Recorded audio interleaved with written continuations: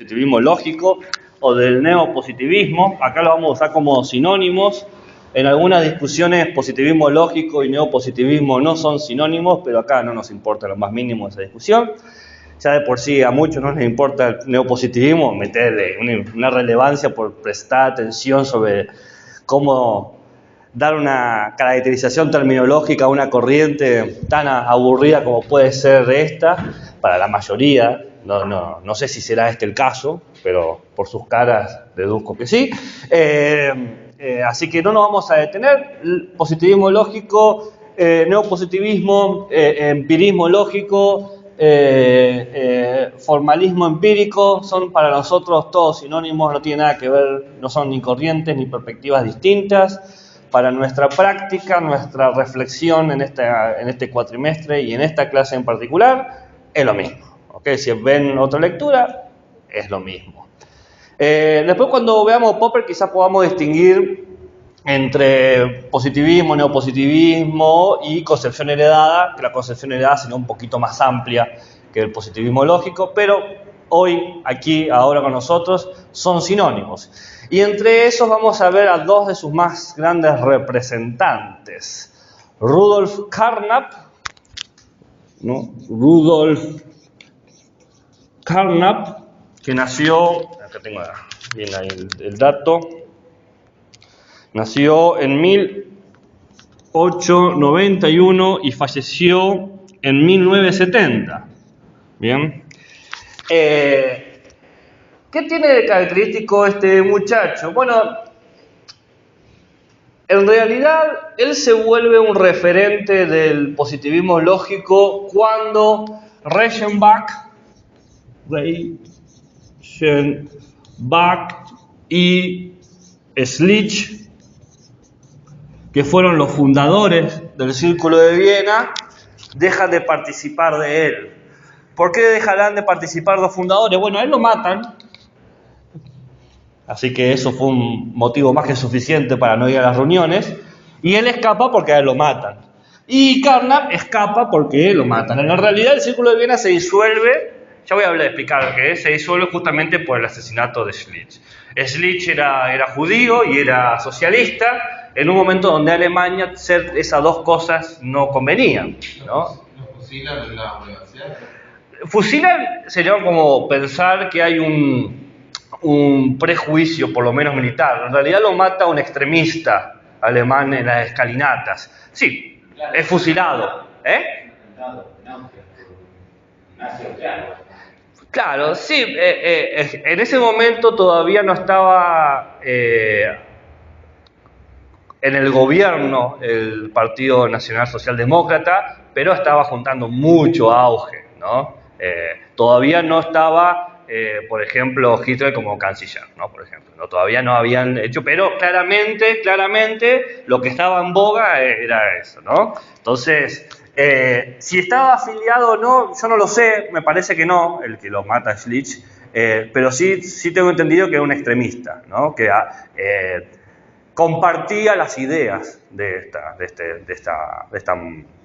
este movimiento político, ¿no? No, honestamente, no sé, me parece que no estaba afiliado. Era un joven, todavía no se podía afiliar porque creo que tenía 17 años, ¿no? Era un adolescente con ideas extremas. Bueno, no es muy lejano a la realidad del siglo XXI. Entonces, Schlich, que era socialista y judío, en mal momento y mal lugar, lo matan, ¿no? Entonces, ¿qué hace el Círculo de Viena, que era un grupo de gente intelectual que se reunía a leer y a escribir? No era otra cosa que eso. Era como que se juntan a casa de un amigo y se ponen a discutir textos, ¿no? Un poco más sistemático, pero básicamente eso, se escapan. El problema es que Reichenbach nunca logra salir de Europa, pero Carnap sí. Carnap logra salirse y llega a Estados Unidos. Y en Estados Unidos le dan una carta de naturalización, se convierte en estadounidense, y le dan una plaza. Entonces todos los escritos que él tenía de las discusiones, él se convirtió en su albacea y su divulgador, convirtiéndose así Primero, por el hecho de divulgar las ideas en el máximo referente del positivismo lógico. Y segundo, porque tenía como proyecto personal lograr que el positivismo lógico resuelva los problemas de la filosofía del siglo XX.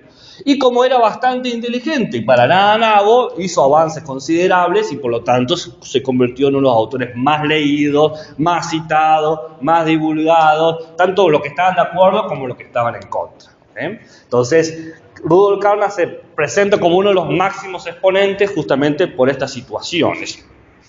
Lo que podemos decir un poco de su vida, que en 1922 él se titula como físico, su título de base es físico, y en el 27 es cuando se vuelve participante y según la biografía de él, pero otros dicen que no, según él se convierte en cofundador del Círculo de Viena. ¿Okay? Vamos a decir que sí, porque estuvo en las primeras reuniones, pero todos por los análisis historiográficos muestran que los cerebros y los gestores de esto son estos dos pensadores. ¿Bien? En 1929 Carnap crea la revista Reconocimiento, así se llama, y es una revista de divulgación de pensamientos lógicos empiristas, ¿no?, del neopositivismo, y el sumum de la obra divulgatoria de Carnap seguramente es en 1938, cuando logran generar las primeras jornadas de epistemología de ciencias exactas en Viena. Lograr unas jornadas de epistemología es equivalente a dar el primer paso relevante para la institucionalización de esta disciplina que estaba surgiendo, que se llamaba epistemología o filosofía de la ciencia, ¿no? Entonces, en ese sentido, es claramente un agente institucionalizador de la disciplina que nosotros estamos estudiando hoy en día, ¿no? En eso sí hay que reconocérselo. De última, quieren culpar a la epistemología, agarran a Carnap y lo culpan al muchacho. ¿Bien? Carnap no era socialista, pero era pacifista. Él estaba en contra de la guerra, estaba en contra de todo acto bélico. Entonces ve su posición muy cercana al socialismo de Schlick y a la reprimenda que Schlick tiene. Entonces corre lo más lejos que puede del lugar del centro de la guerra, ¿no?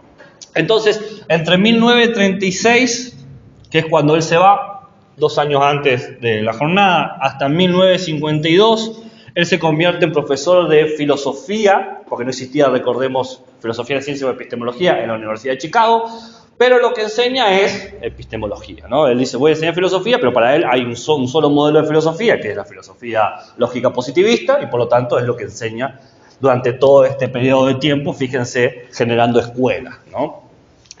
Luego, del 52 hasta el 54, es investigador en Princeton, donde desarrolla su obra más madura, y hasta el 62 es profesor en la Universidad de California, también de epistemología. Y fallece en Los Ángeles en 1970. Hay una breve entrevista en YouTube, donde lo pueden ver, creo que es de la época del 60, cuando él está en California, donde habla un poco de sus pensamientos y sus ideas.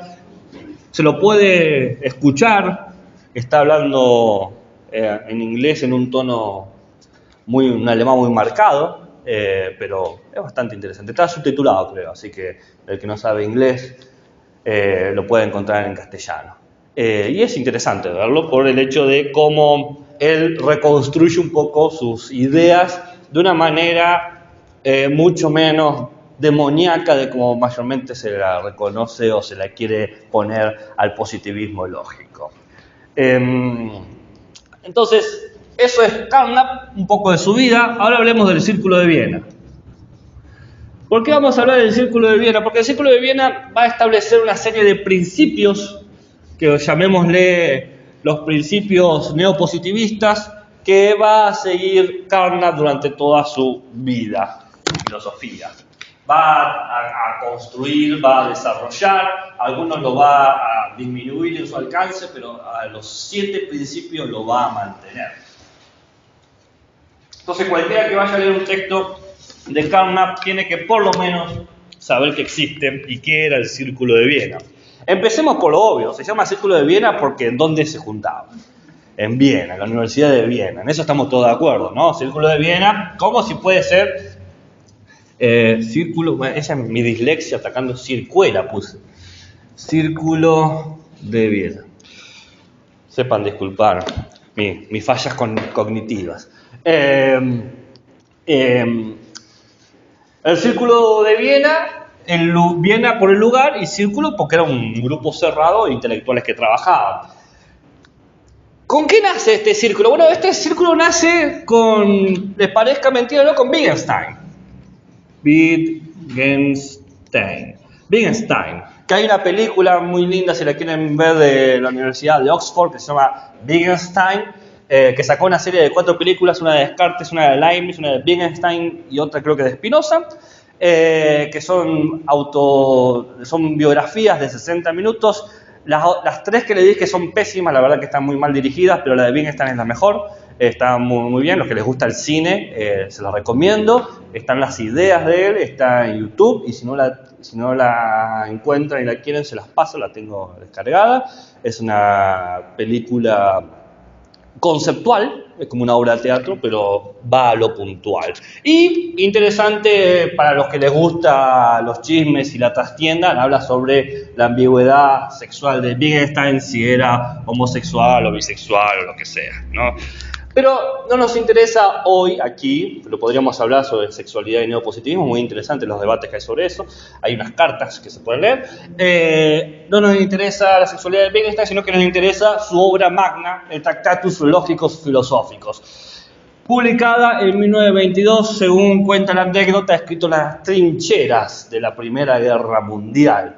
Puede ser cierto, puede ser que no, la verdad es que cuando termina la Primera Guerra Mundial, Wittgenstein vuelve con esos papeles. Si lo escribió en la trinchera como tal, en medio de balazos y metralla, quizás parte del misticismo, pero elegimos creer, ¿no? Wittgenstein era un personaje bastante especial, tal es así que en un momento renuncia a toda su herencia, que era tanta plata como los Rockefeller en ese momento, así que imagínense. Entonces, en una de esas es verdad que en la trinchera escribió eso, quién sabe, es un tipo muy volátil.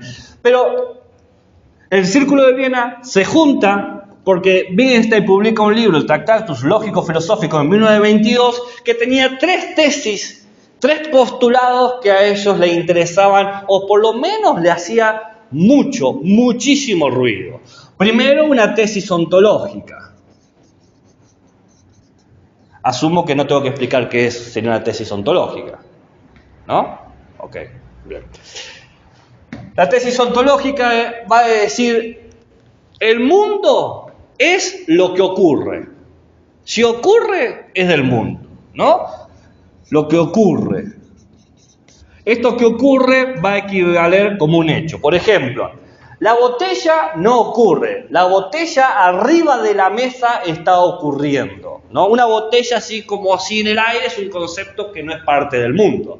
La botella en el aula 8 es algo que está ocurriendo, es un hecho. Entonces todo lo que ocurre, todo lo que existe, tiene que ver con esa realización, que supone una cierta determinación. Supone, si quieren decirlo así, un estado de cosas. La botella en el aula 8, en el primer piso de la Facultad de Filosofía, bla, bla, bla, bla, bla, bla, bla, bla. ¿Bien? Esto ya habla de un anti-esencialismo, ¿no? Y una postura claramente antimetafísica. Segunda tesis, una tesis representativista, de la representación. Bueno, la tesis de la representación no habla de lo pictórico, como podemos pensar una tesis estética, sino es una tesis que habla sobre cómo opera el pensamiento, no el conocimiento, el pensamiento. Bien, ya vamos a hablar de la tesis sobre del conocimiento. La representación de nuestros pensamientos, dice Wittgenstein, es lógica, se reconstruye lógicamente, ¿no? Tiene que ver con una cuestión de establecer proposiciones que afirman cosas sobre nuestro pensamiento. Pienso hoy que en el aula 8 está la botella. O percibo hoy que en el aula 8 está la botella, ¿no? O me imagino que mañana en el aula 8 está la botella, ¿no? Proposiciones que yo puedo por lo menos evaluar su valor de verdad. Mi pensamiento, voy a ver si es verdadero o falso, correcto o incorrecto, pero supone siempre una intencionalidad de veracidad que se puede poner a prueba en el mundo, ¿no? La representación se pone a prueba en lo ontológico. Y esto lleva a la tercera tesis, la tesis cognitiva. La tesis cognitiva que tiene que hablar sobre lo que yo puedo hablar. Las cosas que yo pienso y que puedo enunciar son las que efectivamente suceden. No puedo enunciar algo que no es, ¿no? No puedo decir, por ejemplo, la botella está en el aula 8 cuando la botella no está en el aula 8. Entonces ahí aparece quizás el aforismo que más citado está y que menos se comprende de Wittgenstein, que es: de lo que no se puede hablar hay que callar.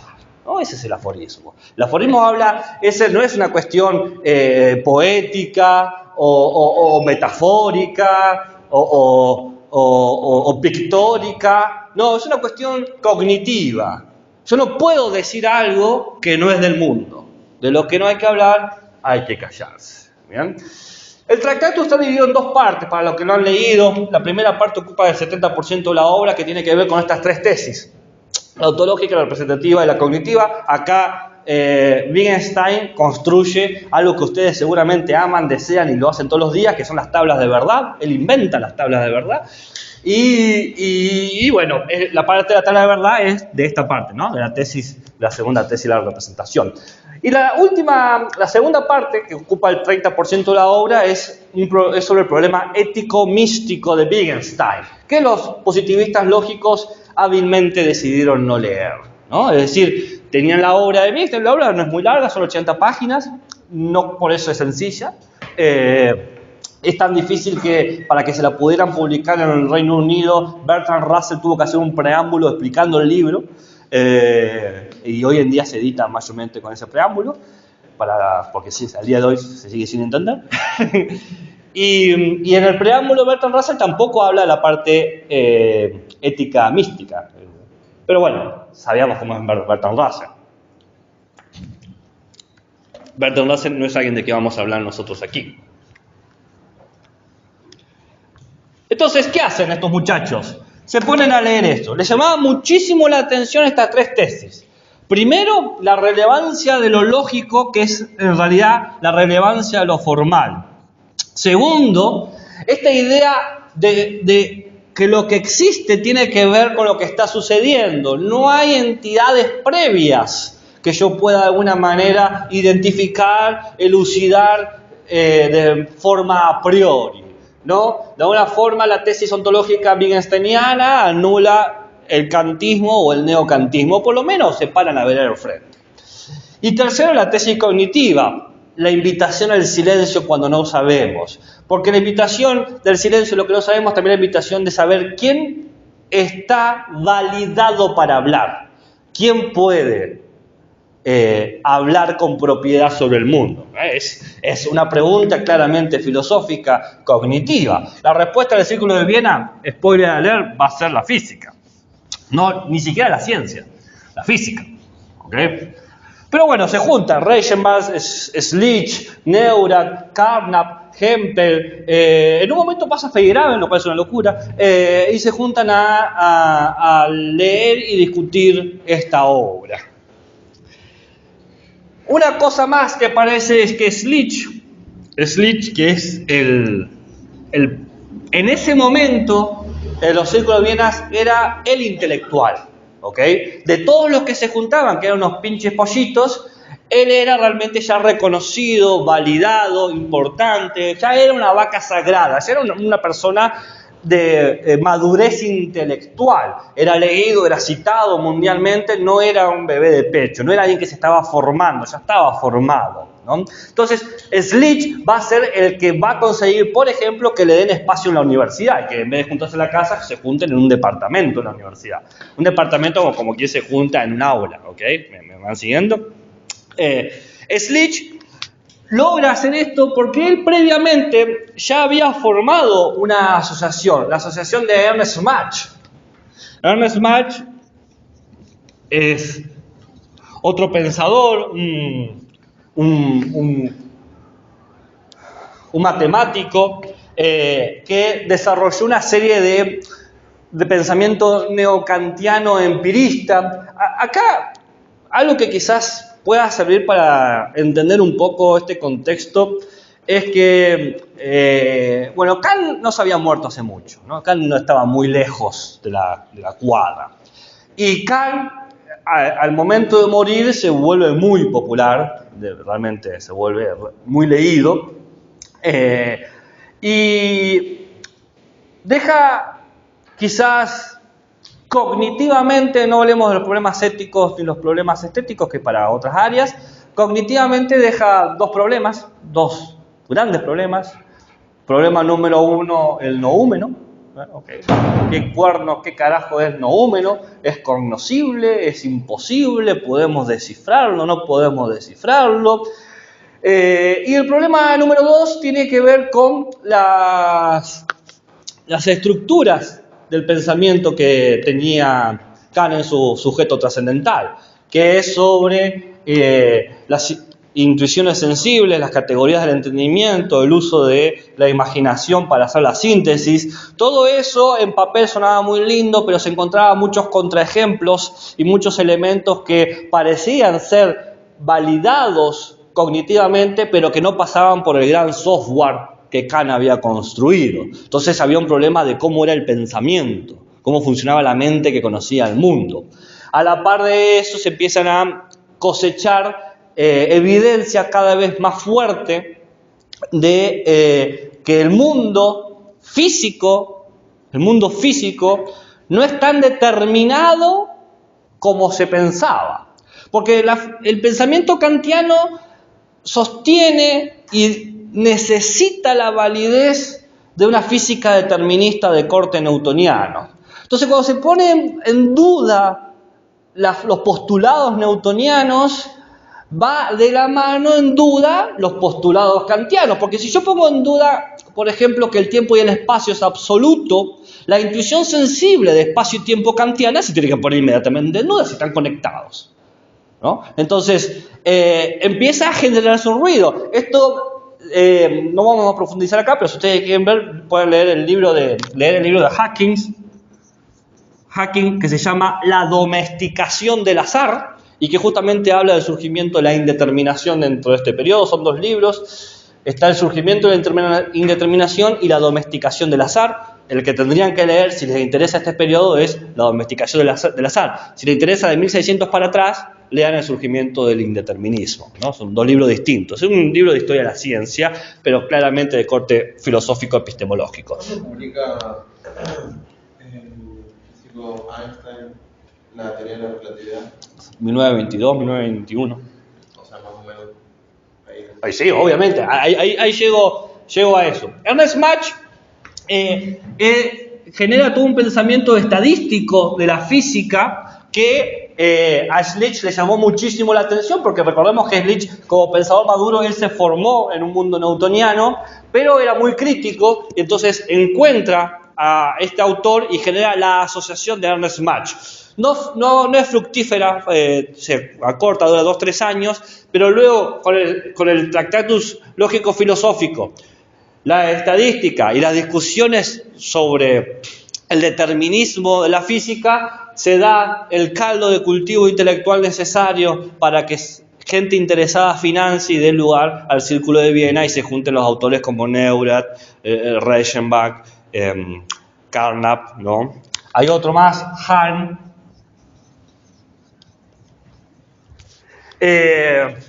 Una cosa, hay una positivista lógica que aparece también acá, que no vamos a trabajar, pero quizá el año que viene lo incluyamos. No hay textos de ella en castellano ni en inglés, está en alemán, así que es un trabajo arduo de la cátedra, porque no sabe alemán, traducir esos textos. Pero vamos a ver si podemos incluir a la rama de mujeres intelectuales que participan en un grupo grande, como de 30 personas, ¿no? No, no sé. Lo tengo anotado porque no lo puedo pronunciar. Si quieren después, si el que sabe alemán se lo paso. Y si me lo quiere traducir, bienvenido sea. Me ahorran, ¿sabes qué trabajo? Entonces, ¿cuál es la meta de este Círculo de Viena? Bueno, en el momento que dice vamos a juntarnos, que es en la década del 20, aparece el manuscrito de Albert Einstein, uno de los tres que él publica, que son como los fundantes de la teoría de la relatividad. Creo que el primero que publica es el del movimiento browniano. 1005. ¿En 1905? ¿El primero es de 1905? 1905. Sí. El primero, el del movimiento browniano. No, hay otro. Relatividad especial. La teoría de relatividad especial, ok. Teoría de relatividad especial. La que no tiene la gravedad, ok. Bueno, en 1905. El primero de los tres artículos en 1905. En 1922, que cuando está el círculo, empiezan a discutir estas primeras evidencias que hay sobre la indeterminación de la física, las condiciones relativistas, y tienen como meta ahora establecer una revisión de los conceptos. ¿Por qué una revisión de los conceptos? Porque están desarrollando la segunda tesis de Wittgenstein sobre la representación. Entonces van a tratar de definir cuáles son las características más apropiadas del lenguaje científico para hacer una representación correcta del mundo y por lo tanto producir conocimiento válido del mismo. Tratar de ver qué es inherente del lenguaje científico, qué le da validez al lenguaje científico. Tratan de poder identificar cuáles son los problemas del lenguaje científico, y acá aparece un concepto muy usado por ellos que es el pseudoproblemas, ¿no? El pseudoproblemas es una manera de señalar una forma clásica de utilizar un lenguaje que parece que habla del mundo, pero no habla de nada. Acá es donde le dan con un caño de manera sistemática a Heidegger, ¿no? Los primeros textos de Carnap que publica son contra Heidegger, ¿no? Claro, porque Carnap cita, por ejemplo, el ser y tiempo, y ser y tiempo dice la forma de ser del ser es la nada. Cuando está haciendo nada, tenemos el ser. El ser se encuentra en la condición de que es nada antes de que es. Entonces Carnap agarra este tipo de discurso y dice, bueno, pero ¿qué quiere decir eso? ¿Qué quiere decir que el ser es la nada? Y después está una de las frases que Carnap la tenía entre ceja y ceja, que es la nada nadea. La nada nadea es en términos wittgensteinianos, dice un hecho. La botella está en un lugar. La nada, ¿qué está haciendo? Está nadeando. Y dice, bueno, ok, pero ¿cómo yo puedo testear esto? Es imposible, no hay valor de verdad acá. No puedo ir al mundo y encontrarme, en primer lugar, la nada, y en segundo lugar, la nada haciendo algo, que es nadear. Entonces, eso no tiene ningún sentido. Eso es un pseudo problema. Es un abuso del lenguaje, es un discurso que lo único que hace es aparentar comunicar cuando debería seguir la tercera tesis de Wittgenstein. De lo que no se puede hablar, hay que callarse. Básicamente, Carnap manda a callar a Heidegger, ¿no? Heidegger no se entera de esto, no era ni 5 de pelota y sigue con su vida, pero es lo que Carnap hace, ¿no? Heidegger estaba muy ocupado levantando a su alumna y yendo por el bosque. ¿No me creen? ¿Ustedes no sabían que a Heidegger le gustaba salir con sus alumnos?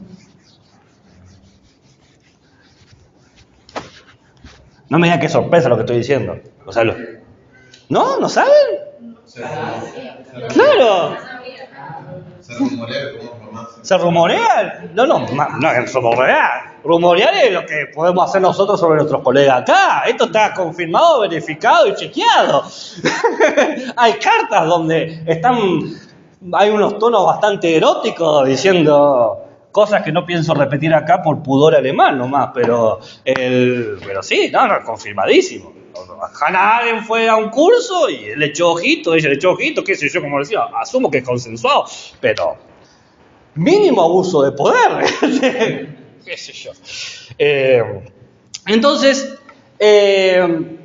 bueno, de Karpman no se le puede decir eso. ¿Vieron? Todos aman a Heidegger, ¿viste? Y Karpman, él siempre un tipo formal, claro, pacifista. Incluso en Estados Unidos estuvo contra toda la guerra de Estados Unidos, siempre estuvo marchando. En ese sentido, siempre fue fiel a su mirada política. Podemos estar no de acuerdo con su pacifismo, quizá ustedes son guerrilleros, bienvenido sea, pero él estaba en contra de la guerra en general. Entonces, hay que analizar el lenguaje, pero no es simplemente analizar, porque este juicio que se hace sobre los pseudos problemas es básicamente un juicio prescriptivo. Se dice qué se puede decir y qué no se puede decir, quién puede hablar y quién no puede hablar, o el que quiera hablar, cómo debe hablar, en qué términos, bajo qué condiciones, etcétera, etcétera. Por lo tanto, acá está un poco esa primera noción que nosotros vimos clásica de la definición de la epistemología, ¿no? Que prescribe, tiene un trabajo prescriptivo la epistemología. ¿Y qué tiene que hacer, dice el Círculo de Viena, la filosofía de la ciencia? Bueno, establecer cómo los enunciados se pueden presentar de manera coherente para ser evaluados. Y para eso, para prescribir, va a establecer sus 7 principios, sus 7 valores.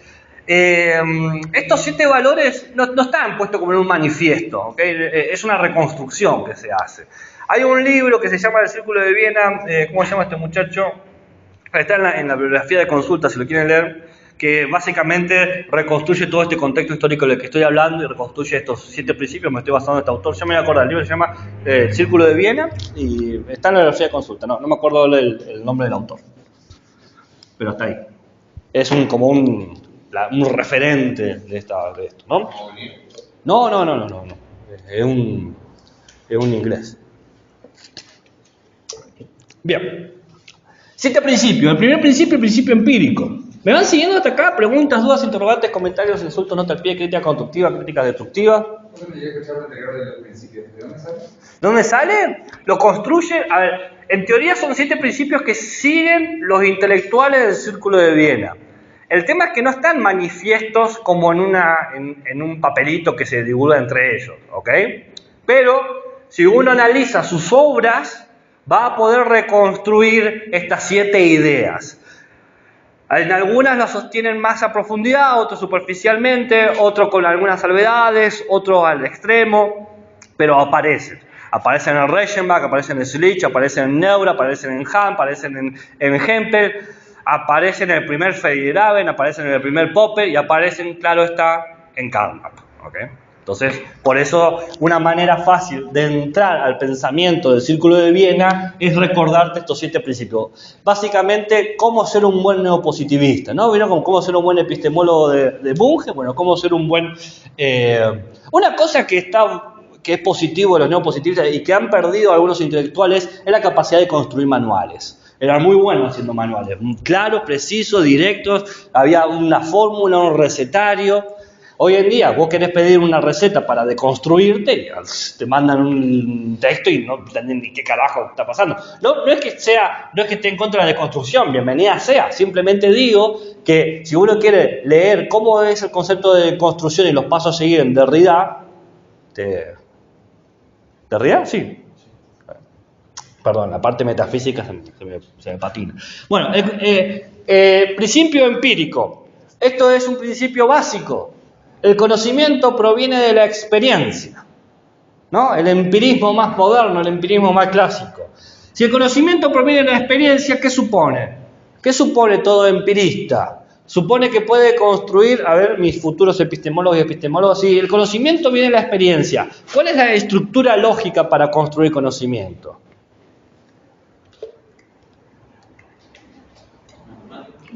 No, estructura, no el lenguaje. ¿Los principios aristotélicos? No. Más que uno.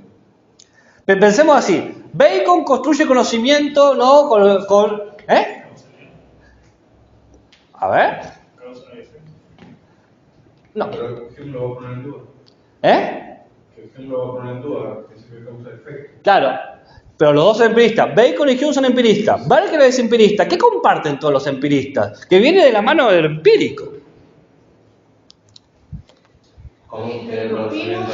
Muy bien, inductivo, claramente, es inductivo. Yo no puedo pensar un gran principio, una idea universal y encontrarme en el mundo, no es inductivo. Esta experiencia me comunica que este perro tiene 4 patas, esta otra experiencia me comunica que este otro perro tiene 4 patas. Argumento inductivo, bueno, los perros parecen tener 4 patas, o tendrán 4 patas, o todos los perros tendrán, o la mayoría de los perros constatados empíricamente han de tener 4 patas. Claramente, si es empírico, es inductivo, lo que ya habla de una postura en contra del pensamiento deductivo. ¿Cuánta la crítica que hace Hume a la inducción? Sí, a la inducción. ¿Qué tipo de, cuál es la crítica que decís vos? ¿El salto de la conexión? Sí, claramente. Pero el problema que acá hay otro debate que tiene que ver con los errores humeanos a la hora de construir sus argumentos. En su Tratado del Entendimiento, Hume lo que hace con gran experticia es destrozar cierta lógica escolástica de la inducción, pero no está al tanto de los nuevos saltos de la lógica, porque a la par de esto, recordemos que para Kant la lógica ya había terminado, estaba en su etapa más madurez y no tenía ningún cambio. Pero puede Kant y la lógica la hace Pito Catalán y hace un salto enorme con las teorías de los modelos y de repente ya la inducción no opera como la entendía Kant, como la entendía Hume, como la entendía Berkeley, como la entendía Aristóteles. La inducción cambia enormemente porque aparece la inducción estadística. Sumamente importante, por ejemplo, para la física cuántica, la física relativista, ¿no? Es un salto del formalismo. Hasta esta época no existía ese tipo de inducción. Entonces, claramente van a recuperar, pero los silencios o las ignorancias o las ausencias de Hume son resueltas por algo que se llama estadística. La matemática, asunto de la matemática. Entonces, el segundo principio que va a aparecer es el cognitivo. Bien, el empírico. El cognitivo es en el sentido de ¿qué enunciado tiene significado? ¿De dónde está el significado cognitivo, el significado del conocimiento de lo que se dice? De lo que se dice. ¿Es conocimiento o no es conocimiento? Para saberlo, hay dos formas. Lo analítico, que tiene que ver con lo lógico-matemático, es conocimiento si es verdad que 2 más 2 es 4, y lo verificable. Verificable tiene que ver con la comprobación de la experiencia. Acá va a aparecer una palabra verificable, verificable, grábenselo a fuego, verificable no es lo mismo a lo contrastable, contrastable. O falseable, claro.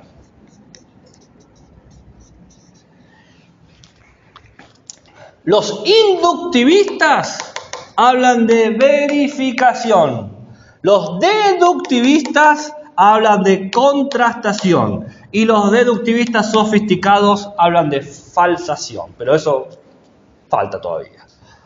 Verificable, inducción. Constatable, deducción. ¿Por qué? Porque yo voy a verificar si la generalidad que he construido inductivamente es el caso. Yo predigo algo. El próximo perro que voy a ver, luego de la evidencia empírica acumulada, ha de tener 4 patas, ¿no? Predigo. Entonces, buscamos un perro, tiene 4 patas, verifico que yo sabía cómo era empíricamente el mundo. El deductivo, por el contrario, lo que quiere es comprobar si su conclusión es verdadera, porque el deductivo va de principios en teoría validados, verdaderos o universales, y voy a un caso particular. Parto de la definición. El perro es un cánido de cuadrúpedo de ta. Para poder identificar un perro tiene que tener estas características, ¿no? Contrastación. Este individuo, este objeto, ¿cumple estas características? Claro que sí. Bueno, entonces contrasté la afirmación particular de mi proposición universal. Entonces la constatación es chequear, si quieren ponerlo así, lo que yo digo sobre una estructura general o particular, y la verificación busco aquello que intuyo por la experiencia que ha de ser el caso. ¿Se entiende? ¿Quién dijo que no? ¿Estamos todos en la misma página? ¿Hace mucho calor o soy yo? ¿No? Bueno, soy yo. Está muy fuerte el aire para mí. Sí, sí. Yo que soy sureño. Tercer principio, lo fundacional, el fundacionalismo. Todos los positivistas lógicos son fundacionalistas. Hay una base del conocimiento. Hay una base. ¿Cuál será la base? ¿Cuál cree usted que puede ser la base del conocimiento? Muy bien, la experiencia, claramente. La base son los datos sensibles. Esa es la base. No hay forma de entrar en duda sobre eso. Cuarto, la demarcación. La demarcación. Esto es un concepto inventado por Reichenbach. La demarcación. La demarcación es distinguir un enunciado de otro. ¿Qué se distingue? Si es científico o no. Distinguir un enunciado de otro. Distinguir si un enunciado es científico o si no es científico. Y ustedes me dirán, ¿cómo puedo distinguir un enunciado que potencialmente sea científico? Muy fácil. Tiene que ser verificable. ¿Hay una condición de verificabilidad? Bueno, entonces candidato a ser científico. Quinto, la enunciación. Una tesis del lenguaje. Todo el positivismo lógico no solamente se caracteriza por una manera de entender la ciencia, sino por una manera de entender el lenguaje. Son teóricos del lenguaje, filósofos del lenguaje. Esto es una cosa que mayormente se pasa por alto. Uno piensa que son físicos hablando de física, tratando de darle la razón a la física. Probablemente sea cierto todo eso, pero para poder hacer eso se dieron cuenta que su proyecto necesitaba construir una filosofía del lenguaje. Y ahora se entiende más por qué estaban tan en contra de los movimientos hermenéuticos comprensivistas, porque claramente ellos tienen otra filosofía del lenguaje, otra noción de qué es el sentido, el significado, ¿se entiende? Entonces, frente a eso, lo que es el texto, la verdad, tiene que aparecer una contralógica. El enunciado, el modelo de enunciado son las proposiciones científicas. Las proposiciones científicas. Las proposiciones científicas tienen la característica de expresarse a través de símbolos muy concretos. Esos símbolos son los lógicos matemáticos.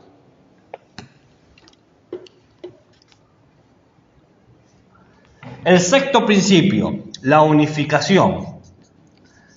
Esto va de la mano con el realismo. Yo no sé si lo han visto en nociología, pero existen varias... Me da risa porque vos sos una cínica nata. Parte de tu actitud es el cinismo. Pero todavía yo comparto ese cinismo. Yo trato de ser sutil, pero vos lo haces explícito. Yo digo, yo no sé, y ella dice, ¡ja! ¡Ja! Creo que haríamos una buena dupla, no sitcom, ¿viste? Pero existen distintas maneras de concebir a la verdad, al conocimiento y a la realidad. Vamos a la... El principio es la unificación. Pero yo dije que este principio de unificación va de la mano con un realismo. Ahora, hay muchos tipos de realismos. A ver, básicamente toda teoría del conocimiento, cualquier teoría del conocimiento parte de una disyunción básica. ¿Es posible o no es posible? Lo que no es posible cae en el escepticismo o en el nihilismo. Ahora, lo que es posible, acá se pone peluda la cosa, ¿no? Porque, ok, es posible. ¿Por qué es posible? Bueno, puede ser posible porque la realidad existe. ¿No? Esa es buenísima. ¿Cómo existe? ¿De manera independiente o de manera dependiente? Por ejemplo, Kant, en ese sentido, entiende la realidad de manera dependiente. No se conoce el noúmeno, se conoce el fenómeno. El sujeto condiciona al objeto.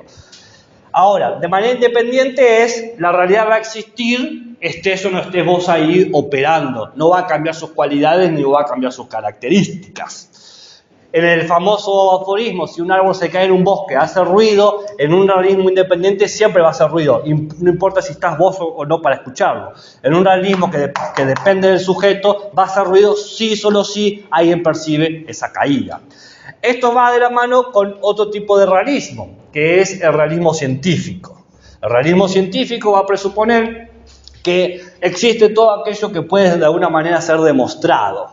Es decir, es independiente, porque si yo lo demuestro va a seguir existiendo, pero es dependiente porque no va a existir para nosotros hasta que a través de una técnica, un instrumento, una metodología o una experimentación nos demos evidencia de su existencia. Los agujeros negros. Los agujeros negros existían independientemente de nosotros, pero no eran reales hasta que se pudo demostrar su existencia como tal, ¿no? Después de eso tenemos teorías de la verdad, porque esto es la realidad, pero conocer lo que yo digo de la realidad es otra cosa. Esta es la realidad sola. Lo que yo digo empiezan las teorías de verdad y podemos hablar de otras teorías de la verdad. La teoría de la verdad por correspondencia, la teoría de la verdad de la coherencia, la teoría de la verdad pragmatista, la teoría de la verdad funderidista, la teoría de la verdad deflacionaria, la teoría de la verdad inflacionaria y toda una serie de corrientes que acá no nos podemos detener y que sería en un mundo ideal estudiado en teoría de conocimiento. Dicho eso, el sexto principio es un principio realista. La realidad existe.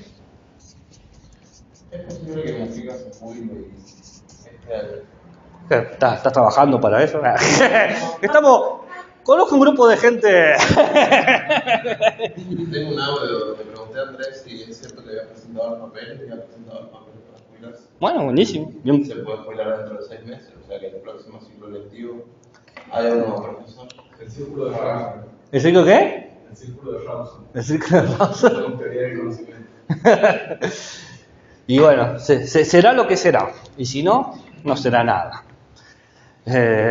Ese San Martín era muy wittgensteiniano, si se ponen a pensarlo, ¿no? ¿Viste? Todo da vuelta. Uno lo quiere, pero la epistemología está en todos lados. Entonces, la unificación. El principio de unificación parte de que la realidad existe y que la realidad es una sola. No hay muchas realidades, no hay una multiplicidad de realidades, es una sola. Si la realidad es una sola, el método de conocimiento debe ser uno solo, consistente con la realidad. Y si el método de conocimiento es uno solo, debe haber un solo tipo de conocimiento. Obvio. Entonces, está, por lo tanto, la unificación como un proyecto. La ciencia va a producir un conocimiento que quizás disciplinarmente se separe, pero todo va a ser parte del gran edificio llamado ciencia, que si lográramos agruparlo todo, tendríamos el conocimiento uno a uno de la realidad, el mapa del imperio borgiano, ¿no? ¿Conocen ese cuento, el mapa del imperio? ¿No lo conocen? Un cuento muy cortito, muy lindo. Léanlo, que habla de la búsqueda de los cartógrafos chinos de hacer el mapa de China, del imperio chino, más fiel posible. Y para eso empiezan a hacer mapas cada vez más grandes, para ser más fieles, al punto que hacen un mapa igual al tamaño del imperio. Y por lo tanto ese mapa no sirve para nada. ¿No? Es la búsqueda de la traducción uno a uno entre mi conocimiento y el mundo. Pero acá hay un séptimo principio. Este se llama el principio si todo sale mal. No, en realidad se llama el principio de la probabilidad. Pero yo lo llamo el principio no somos unos boludos. ¿Por qué? Porque volvamos al primer principio. ¿Cómo se conoce el mundo? De manera empírica, ¿no? Y conocer de manera empírica supone un conocimiento inductivo. ¿Cuál es el problema de la inducción? El clásico problema de la inducción. Que no se pueden conocer todos los particulares. Exacto. Yo nunca voy a tener el registro total. Siempre puede haber un perro con 3 patas. Entonces, de entrada, por mi tercer principio fundacionalista, yo nunca voy a poder tener todo el conocimiento para lograr la unificación. Nunca voy a tener todos los datos. Solamente voy a tener, en el mejor de los casos, un conocimiento probable. ¿Viste? ¿Cómo se llamaba al principio, perdón? El de probabilidad. O sea, el sexto principio es el proyecto. Un proyecto al infinito, para que no nos quedemos sin trabajo. Siempre va a haber alguien más que pueda agregar algo más. Progreso modo. ¿Eh? La idea de progreso modo. Exactamente, va de la mano con la idea. El 6 y el 7 van de la mano con el progreso. Porque el progreso presupone que siempre se va acercando. El progreso que dice, vamos hacia la verdad. O hacia el mundo. Estamos en el camino correcto. Pero siempre hay baches. Bueno, ¿dudas, preguntas, interrogantes sobre el Círculo de Viena? ¿Insultos, comentarios? En el 3, Sí. en el 2, cognitivo, hablamos de lo verificable, pero no sé si me quedó claro la parte de lo analítico. Lo analítico tiene que ver con esta vieja distinción kantiana entre lo sintético y lo analítico. Hay dos tipos de juicios. Los juicios que tienen verdad en términos analíticos, que puede ser los hombres solteros son hombres no casados, y los sintéticos que tienen que ver con una fusión que me va con la experiencia. Los metales se expanden con el calor. En vez de mantener esa terminología que genera muchos problemas, hacen una terminología distinta que es analítico versus verificable. Lo analítico es lo que se escribe en lenguaje matemático o lógico. 2 más 2 es igual a 4 es algo analítico. Yo analizándome puedo entenderlo. Y lo verificable tiene que ver con la experiencia. ¿Bien? Esa sería la distinción.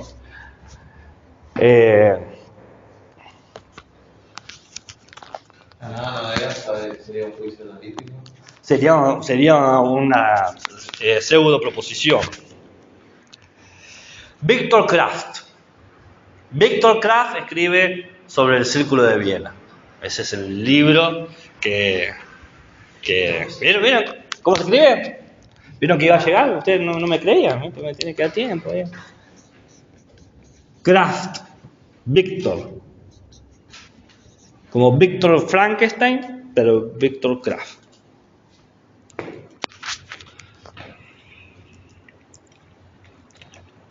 K-R-A-F-T. Kraft. Tienen el libro digital si lo quieren. Si dicen, qué ganas de leer sobre positivismo. Hoy me picó el positivismo lógico. Una gana. Yo les digo desde ya, si ustedes se quieren ocupar en su vida sobre disciplinas no políticas, no éticas, no éticas, sino no espacio éticas, Que no abordan cuestiones éticas, que no estudian. van a tener que pasar por el neopositivismo. No hay tutía ahí. Para tanto a favor o en contra. Yo no he visto proyectos de lectura sobre conocimiento, sobre pensamiento, sobre reflexión, sobre lenguaje que no presuponga un debate, un diálogo con el positivismo lógico. Ojo al piojo, porque nos encanta decir que está muerto, pero está más vivo que todos nosotros juntos. El positivismo lógico es como la Coca-Cola, llegó para quedarse. Entonces, nosotros vamos a hablar de un libro en particular, que es quizás el más representativo de Carnap, que es La fundamentación de la lógica de la física, donde estos 7 principios se ponen en juego. Ya el título es, por más, sugerente. La fundamentación lógica de la física. La fundamentación lógica de la física. Porque uno diría, la física no parece necesitar fundamento, ¿no? Digamos que es una disciplina que goza de bastante vida. No tiene ninguna necesidad de decir en qué está sostenida. Tal es así que es, por mucho tiempo, más o menos hasta la década del 60, el paradigma o el modelo de ciencia. Usted quiere hacer ciencia, tiene que hacer ciencia como la física. Es así. Tiene que tener poder predictivo la ciencia, tiene que poder crear los instrumentos de la ciencia, tiene que poder teorizar como la ciencia, tiene que poder discurrir como la ciencia, tiene que poder tener las influencias de los institutos como la ciencia. Tal es así que la revista científica más relevante en el siglo XXI es la revista Nature, que es una revista de física. ¿Cuál es la obsesión que tenían con la física en esta época? Como la obsesión. O sea, ¿cuál era el interés? ¿Por qué estos positivistas estudian la física? ¿Qué encuentran en la física? Bueno, ¿cuándo fue? El primer día que nos vimos, ¿puede ser? Comenté que... ¿Qué? Ya lo hablaron, sí, ya se habló. No, pero lo comento de vuelta, no hay problema. Que en el inicio del siglo XX hay una fragmentación de la física en tres ramas, o en tres corrientes, o en tres perspectivas, que tienen que aprender a dialogar entre sí, que es la física newtoniana, la física relativista y la física cuántica. Entonces, estas personas que se formaron desde una perspectiva newtoniana encontraron que lo que consideraban determinado, definitorio y cancelado, de repente estaba abierto, ambiguo y totalmente indeterminado. Entonces, hay un problema de cómo el modelo del conocimiento de repente no es un modelo, sino tres modelos. Y es un problema. Porque todavía, al día de hoy, no es tan fácil dialogar con las tres perspectivas. Inclusive si hemos incorporado la teoría de la relatividad general, que incluye la variabilidad de la gravedad newtoniana. Pero no, por más que Einstein puso la gravedad, hay cosas que no se resuelven. Pero bueno, el tema acá es por qué Carnap va a buscar un fundamento a la física. Bueno, porque va a tratar de mantener esta idea de que primero la física se construyó inductivamente. Segundo, que el lenguaje de la física es analítico y verificable. Tercero, que la física contribuye al proceso de unificación de la ciencia a través de la divergencia de estas tres físicas. Qué astuto. No son tres físicas, es la física del mundo, pero hacemos tres disciplinas para que eso es una astucia. Y cuarto, poder dar cuenta de el poder predictivo característico del conocimiento. Conocer al mundo casi de manera aristotélica tiene que ver con conocer las causas. Y si yo conozco las causas, voy a poder predecir los efectos. Claramente que acá no hay un esencialismo, pero sí está esa aspiración de saber cuáles son los futuros efectos esperables del mundo. Entonces, la fundamentación lógica de la física en Carnap trata de justamente dar cuenta de todo eso. Es una obra compleja, con muchos ejemplos físicos, con mucho lenguaje matemático, con mucha minuciosidad a la hora de describir las categorías, porque está tratando de limpiar la cancha, las reglas del juego. Explica qué es una ley, qué es una teoría, qué es una hipótesis, qué es el método, ¿se entiende? Está tratando de que quede claro qué es la física. Porque si queda claro la física, va a quedar claro todo lo demás. Es como una ficha de dominó, porque es el modelo de la ciencia. Y si la ciencia más representativa es clara, todo lo demás, todas las demás ciencias que aspiran a ser ciencia, o todas las demás disciplinas que aspiran a ser ciencia, saben qué camino seguir. Por ejemplo, la sociología o la psicología o la biología, que en ese momento no tenía tanta fuerza como la física. ¿Bien? Entonces, nosotros vamos a leer un capítulo que se llama Leyes y Conceptos, o Leyes. Creo, ¿leyes? ¿O leyes y conceptos? Leyes, algo así. ¿Leyes? ¿Leyes solos? No, leyes y conceptos. Ah, leyes y conceptos, ok. Bien. Entonces, ya eso habla de cómo se está posicionando Carnap, esta labor terminológica que hace. Previo a esta obra, él ya había escrito otra muy interesante que nosotros no vamos a trabajar, que tiene que ver con su filosofía del lenguaje, donde habla de que cómo nosotros vamos construyendo simbólicamente los objetos del mundo a través de los conceptos que vamos desarrollando. Y desarrolla toda una lógica de esferas cercana a la lógica de Boole, esta donde vos tenés las dimensiones y los conjuntos que se van cercando y van compartiendo objetos. Yo no sé si ven la lógica de conjuntos en lógica. Por eso y... Bueno. Memes se ve mucho. Sí, memes. La lógica de conjuntos, no sé si la conocen. Bueno, sí, Cantor es uno de sus impulsores, claro. Bueno, la lógica de conjuntos piensa en términos de existenciales y universales, ¿no? Todos o algunos, ¿no? Entonces, este tipo de lógica nos permite saber si yo tengo la característica A y la característica B y tengo el objeto 1, 2, 3 y 4, bueno, un objeto va a tener la característica A, otro la característica B y quizás algunos tengan la conjunción A y B, ¿no? Entonces es un conjunto. Entonces tengo el primer conjunto, el segundo conjunto y el conjunto subordinado, ¿no? Esa es una lógica de conjunto. Y lo que dice Carnap es que nosotros construimos nuestros conceptos de esa manera, a través de ciertas características generales que operan como conjuntos y objetos que comparten esos conjuntos. El conjunto mesa, el conjunto hierro y el conjunto silla, y encontramos objetos que cumplen las tres características.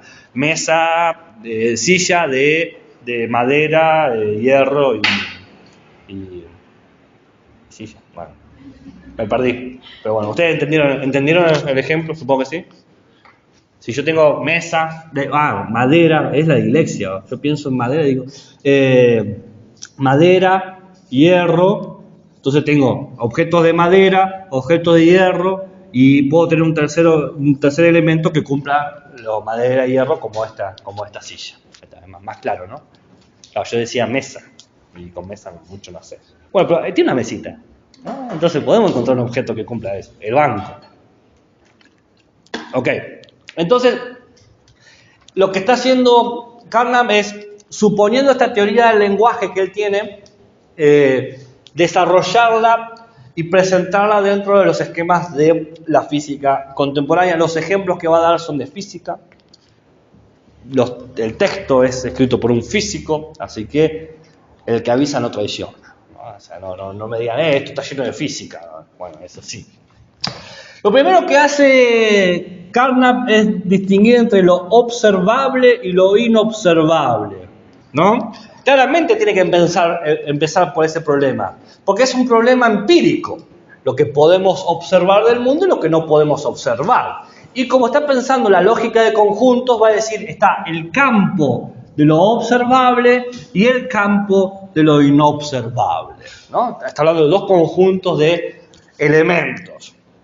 Ahora, lo observable no está determinado por nuestro ojo biológico o por la óptica, ¿no? Por nuestras capacidades visuales como tal. No se confundan con la metáfora observable igual a lo que ve el ojo desnudo, porque no es así. Bien, les aviso desde ya. Observable no es lo que se ve con el ojo. Observable tiene ciertas características físicas. Bien, y lo inobservable no tiene que ver con lo que no puede ver el ojo, sino que tiene que ver con características físicas. Porque estamos hablando de la física. Por lo tanto, todo se define por características físicas, materiales. No importa el sujeto que puede o no ver aquello observable. No importa el que ve. Importa la característica. ¿Se entiende lo que estoy diciendo? Un ciego puede identificar el campo observable igual que un vidente, si quieren pensarlo así. Porque no importa lo observable en cuestiones ópticas, sino que importa en tanto sus características físicas. Creo que queda más claro así, ¿no? Incluso. Un átomo. Un átomo. ¿Un átomo? No lo vemos. Claro. Ojo, pero es observable. Bueno, ahí vamos a ver, pero por ese lado puede ser. No importa nuestra capacidad visual, sino las características del objeto. Bueno, las características para Carnap de lo observable tiene que ver con la continuidad, ser un continuo, algo que no se detiene y que puede ser medible con técnicas o instrumentos simples. Lo que nosotros llamaríamos quizás un instrumentalismo. Es decir, el ejemplo favorito de Carnap sobre lo observable es la temperatura. La temperatura no es algo que se ve con el ojo desnudo, pero lo puedo medir con un termómetro. Es un instrumento muy sencillo, un termómetro de mercurio. Va subiendo el mercurio a ciertas marcas y digo, la temperatura sube. Baja el mercurio dentro del termómetro y entonces la temperatura baja. Yo puedo ver el continuo temperatura porque lo puedo medir con un instrumento sencillo. ¿Se entiende?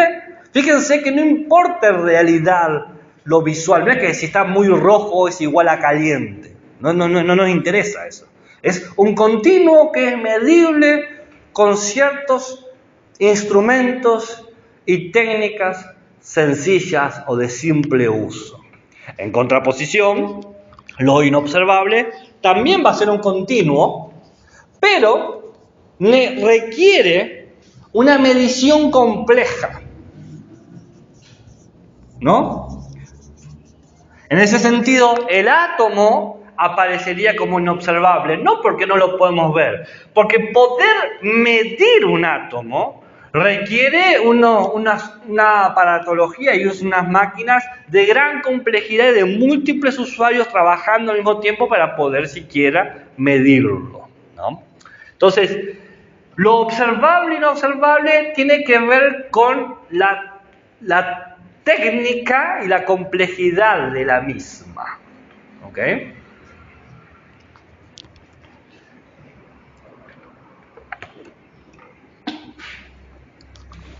¿Qué sé yo? Plutón, no lo puedo ver a simple vista, pero puedo usar un telescopio sencillo y verlo, ¿no? Una bacteria la puedo ver con un microscopio común y no hay ningún problema, ¿no? Entonces, todo eso entra en lo observable. Ahora, si necesito, por ejemplo, para poder ver un virus, un microscopio eléctrico de barrido, que son unas máquinas súper enormes, de gran complejidad, y que tengo que aprender todo, tengo que desarrollar una técnica para poder estudiarlo, bueno, eso ya supone lo inobservable. ¿Se entiende? Ok. Hemos aprendido la diferencia empírica, carnaptiana, entre lo observable e inobservable. La característica central acá es el instrumentalismo, ¿no?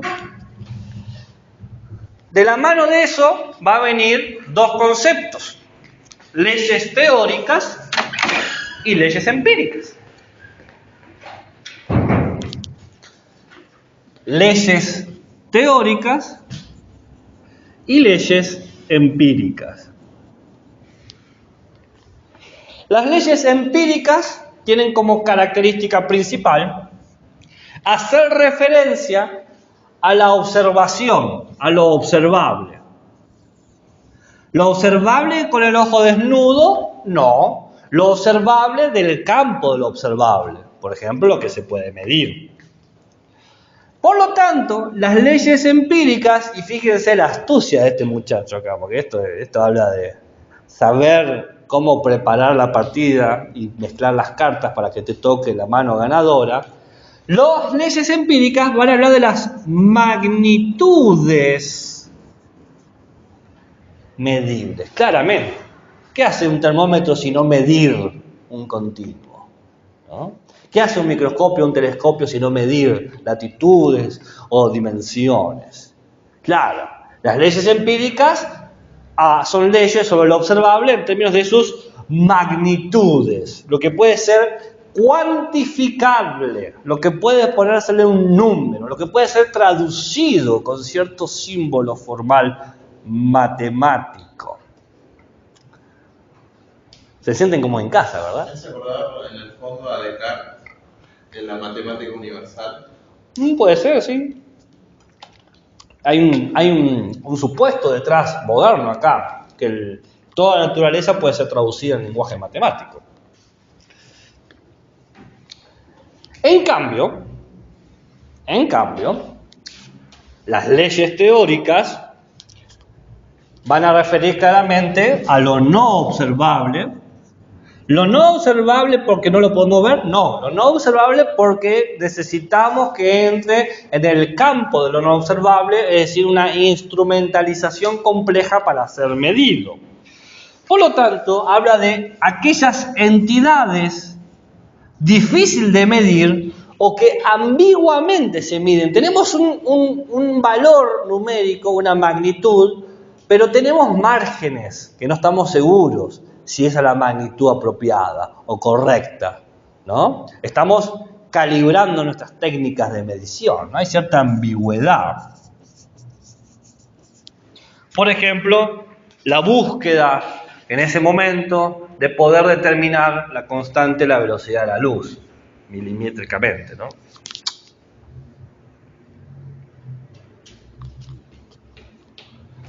Bien. ¿Estamos hasta acá? Son definiciones sencillas. Podemos estar o no de acuerdo, pero son claras. ¿Más o menos las van entendiendo? Fácil, ¿no? Una tontería, un paseo por el parque. ¿Qué tiene de malo esto? ¿Alguien sabe? ¿Alguien le molesta esta definición? ¿No está de acuerdo? Tenés leyes empíricas y leyes Teóricas. Hasta ahora se están viendo separadas y hay que ver cuándo se articulan. Bueno, está bien. Estás expectante. Esperás la articulación. Pero no tenés nada en contra de Carla. Parece un buen tipo. Era bueno. Todos decían que era buena persona. ¿Alguien más? Me hace ruido que lo teórico sea ligado a lo inobservable. Ya sé que con estos términos que nos estamos dividiendo, pero. incuantificable. Claro. ¿Pero por qué? Y. No sé. Capaz que estoy pensando desde el lado de nuestro paro, o sea, de la filosofía. Que Pero es un libro de filosofía este. No, de ser. Ah. Me tira por ese lado, por lo teórico, por lo inobservable. Ok. Te hace un ruido. Pero no sabes dónde está esa afonía en esta sinfonía. ¿Ok? ¿Allá?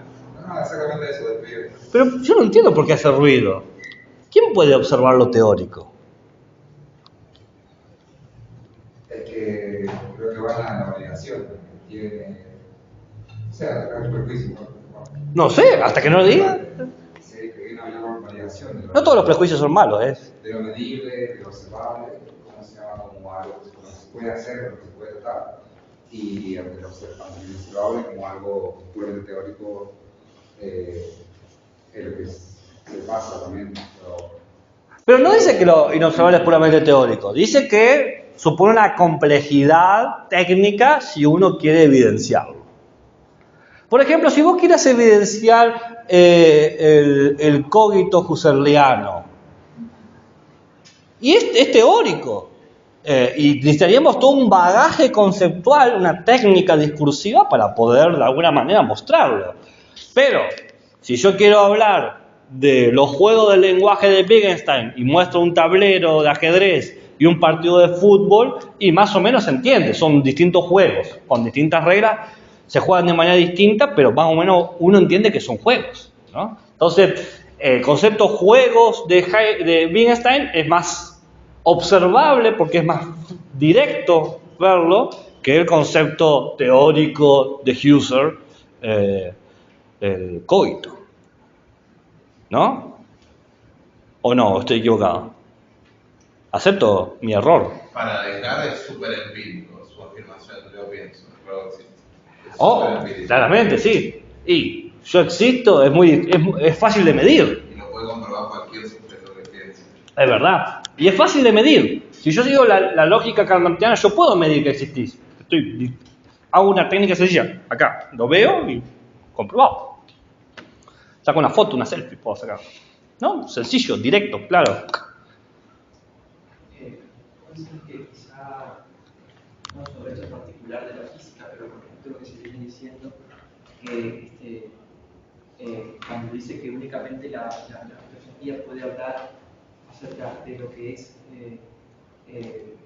verificable o de lo que se puede expresar en lenguaje matemático, porque excluye muchas cosas acerca de las que la filosofía puede hablar y que quizás sería urgente que la filosofía sí abordara esas cuestiones que no se pueden expresar, que escapan a la matemática o a la verificación. Por ejemplo, ¿qué podría ser algo urgente y necesario de hablar que estaría excluido?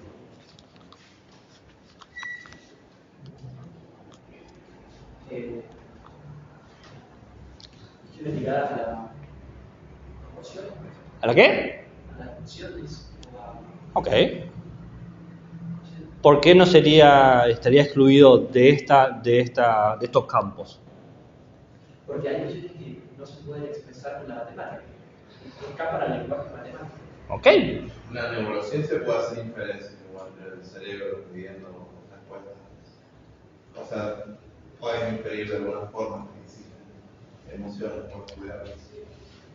Cuantificable, un poco es. Claro, pero yo no creo que se pueda reducir, por ejemplo, el dolor a una mera respuesta cerebral, sino que me parece que es algo más complejo que eso.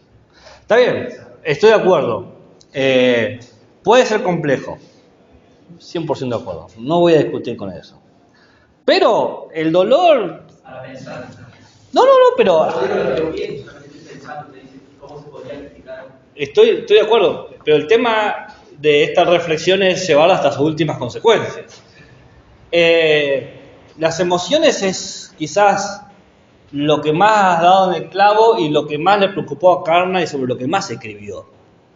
Más allá si otro tema que escribió Carnot aparte de la física es sobre la psicología. Tiene un montonazo de textos sobre psicología, porque claramente se preocupaba por esto.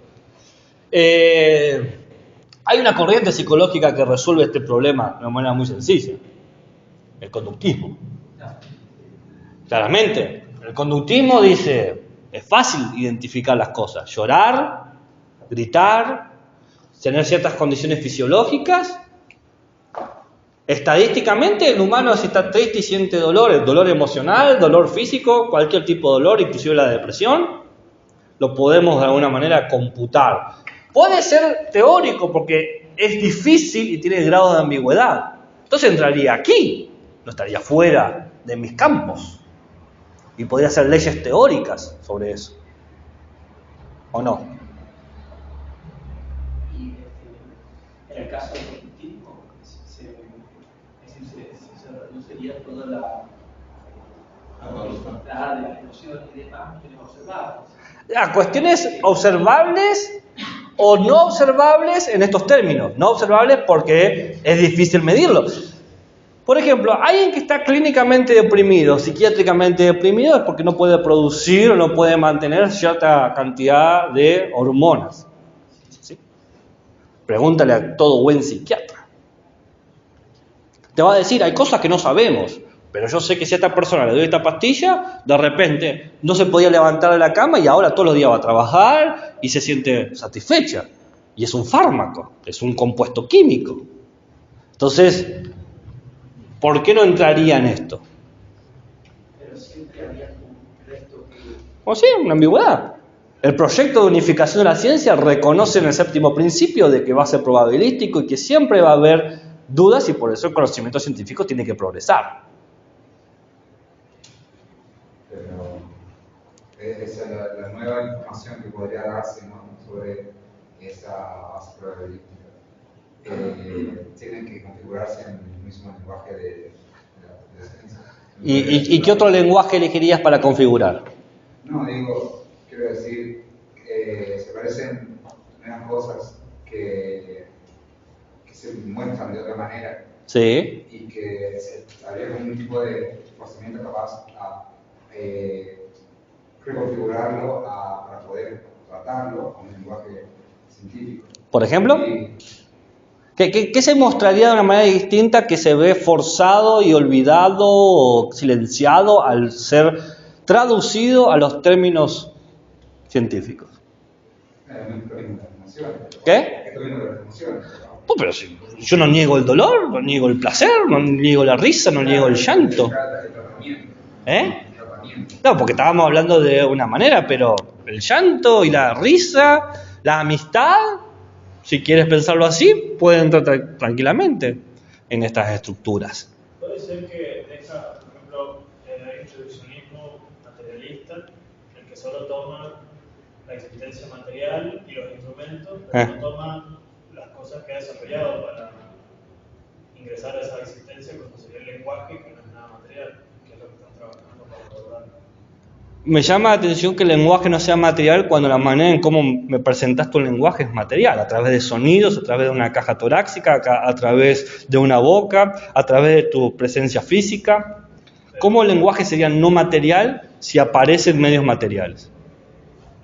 Pero igual aparte de lo material, el proyecto entiendo que lo quiere materializar al lenguaje. Obvio. Llevándolo a la lógica y a la matemática solamente, digamos. Esa es la mejor representación del lenguaje, pero no estamos en contra del lenguaje natural. El lenguaje natural es el lenguaje hablado, ¿okay? Es el lenguaje del día a día. Pero he dicho por lo que Quizás ¿Qué? otro argumento quizás podría ser que al decir que únicamente la verdad se puede expresar en el lenguaje matemático y en el lenguaje de la ciencia, tal como la concibe Occidente, digamos, está diciendo que otras culturas no podrían acceder a la otra. No, si la otra cultura puede aprender matemática también. Claro, técnicamente tiene que hacerse según la matemática tal como la concibe la civilización occidental y la ciencia no es paradigma moderno, digamos. Usted porque es un hermeneuta y cree que hay muchos textos, pero yo creo que la realidad es una y todos accedemos a ella. Pero el lenguaje, como los números no tienen. ¿Cómo? El lenguaje, como los números no tienen una existencia independiente de que los bits. ¿No tienen o sí tienen, dijiste? No tienen, supongo. No, NO. ¿Estoy de acuerdo? Sí, obviamente. Por eso decía que no era tan material, que ha sido creado. ¿Y qué cultura no tiene matemáticas? ¿Qué cultura no tiene el concepto de cuantificación?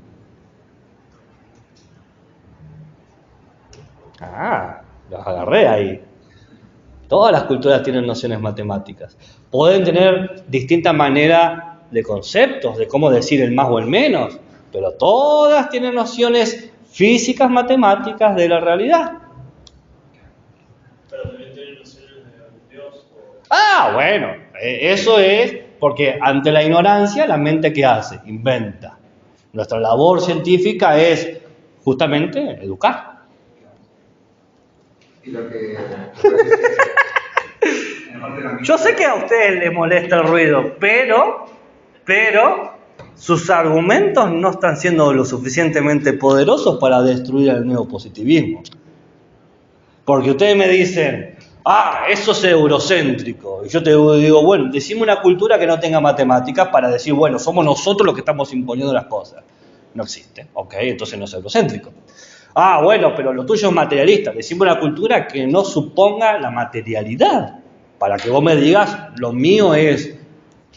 Entonces, en la medida en que empezamos a analizar las cosas, nos encontramos en un callejón cada vez más angosto y difícil de sostener si queremos rechazarlo. Quizás, y solo quizás, su labor reflexiva no sea negar de entrada, sino ver hasta dónde llega esto y si después aún así es sostenible. Porque encima no estamos hablando de alguien que políticamente vaya en contra de los pensamientos del siglo XXI. Una persona que estaba en contra de la guerra, a favor del aborto, de las comunidades libres. Y no lo digo yo, lo dice Carnap, lea sus textos, lea sus cartas a favor de las comunidades LGBTQ. Un tipo no tiene un problema, que cada uno haga lo que quiera, ¿no? ¿Y por qué no hace tanto ruido esto? Quizás la pregunta que se tienen que hacer ustedes no es que estas categorías son insuficientes, porque eso están diciendo ustedes. Estas categorías están dejando fuera algo. Yo les pregunto qué y no me pueden decir qué, porque cada cosa que me digan le digo, pero esto lo puedo poner acá, lo puedo poner acá. Entonces no estoy dejando fuera. Quizás la pregunta es cómo se justifica. ¿Cómo justificás la existencia de esa categoría? Y nadie me diga, eso lo quise preguntar porque nadie me lo preguntó. Si me lo quisieron preguntar, consejo, pregúntenlo. Salgan directo con la pregunta. Pero, para ser justo con ustedes, es difícil a veces saber formular la pregunta adecuada. Eso nos enseñó Sócrates, ¿no? Yo creo que ellos están tratando de expresar la crítica al positivismo desde el punto de vista de la neutralidad valorativa. y salen perdiendo. Porque el neopositivismo se propone como neutral. Claro, neutralidad valorativa. Claro, si ellos quieren ser neutrales, fortalecen el discurso. No, que el positivismo es neutral. Ah. Y, o sea... Están en contra de la neutralidad. Valorativa. Ah. Me parece, ¿no? Sí. ¿Seguro? ¿Van por ese camino? ¿Eligen ese camino? ¿Ese es el caballo al que apuestan? Apuesto el caballo de la neutralidad. Ok, está bien. ¿Qué? No me tiro la pileta todavía. Estoy... ¿Está frío o no? Es como Kant, ¿viste? Que aprende a nadar antes de saltar y nunca salta a la pileta, ¿viste? Bueno, ¿cómo se justifica? Bueno, lo que va a decir Carnap es que... ¿Cómo estamos con el tiempo? Estamos bien. Va a decir que las leyes teóricas y las leyes empíricas, en realidad son dos maneras de mencionar lo mismo según nuestros niveles de complejidad y conocimiento. Porque la ley empírica lo que hace es dar cuenta de cierta regularidad de magnitudes que hemos podido registrar con nuestras experiencias particulares. Y lo que hace la ley empírica es estar en cierta relación con la ley teórica. Ahora, la ley teórica no es la generalización de la ley empírica, sino que la ley lo que está haciendo es establecer una condición universal, tanto sea empírica como teórica, ponerse en una condición universal. Por ejemplo, para todo X, en la característica o el tiempo T, tendrá, qué sé yo, la situación F. Para todo metal, si lo ponen en una condición calórica, se expandirá, ¿no? Yo pongo un condicional universal. Todo X en tal situación se verá tal efecto. Todas las leyes teóricas y empíricas comparten ese elemento. Son las dos leyes, por lo tanto tienen una igualdad. Tienen un condicional universal. Pero lo que hace la teórica es ofrecer un argumento hipotético deductivo. Es decir, hipotetiza una generalidad de la que no tiene evidencia alguna. Por ejemplo, yo puedo decir que toda energía de un cuerpo es igual a su masa por la velocidad de la luz al cuadrado. Eso es una ley teórica, ¿no? Yo tengo la E es igual a MC2 al cuadrado. Que esta es la versión sencilla, porque en realidad es la versión cuadrática de esto, pero no importa.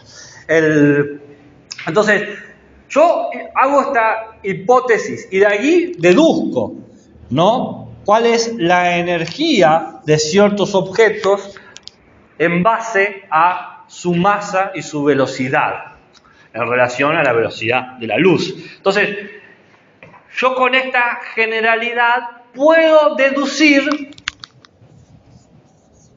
leyes empíricas. Estas leyes empíricas que yo deduzco van a tener la característica de operar. Por ejemplo, el movimiento de los cuerpos. Por ejemplo, la rotación de los planetas. Por ejemplo, la caída de un objeto en un campo gravitatorio.